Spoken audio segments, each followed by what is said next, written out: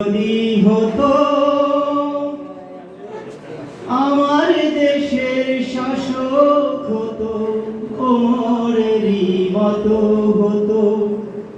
হতো আবু বকরের মতো এমন যদি হতো আমার দেশের শাসক হতো ওমরেরই মতো হতো হতো আবু বকরের মতো পূজার দুঃখে তাদের চোখে আসতো না রে ঘুম সারা দেশে পড়ে যেত শান্তি সুখের ধুম পূজার দুঃখে তাদের চোখে আসতো না রে ঘুম সারা বাংলায় পড়ে যেত শান্তি সুখের ধুম গরিব দুঃখী ভুখা নাঙা নাহি পাওয়া যেত যদি আমার শাসক হতো ওমরেরই মতো হতো আবু বকরের মতো এমন যদি হতো আমার দেশের শাসক হতো ওমরেরই মতো হতো হতো আবু বকরের মতো এমন যদি হতো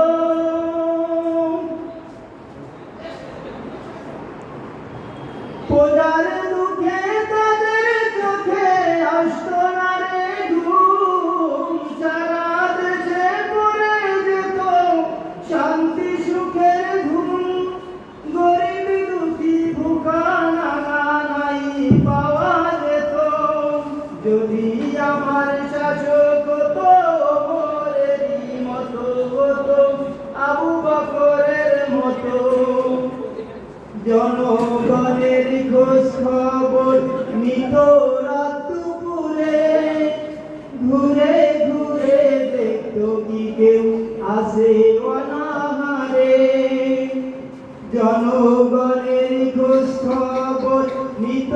রাত দুপুরে ঘুরে ঘুরে দেখতো কি কেউ আসে অনাহারে আমার দেশের কৃষক শ্রমিক বঞ্চিত হতো না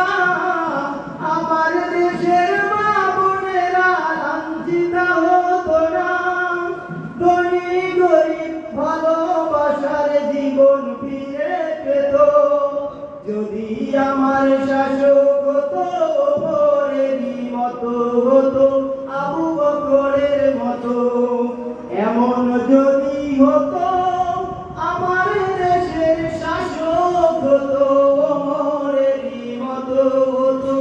হতো আবু বকরের মতো। সম্মানিত উপস্থিতি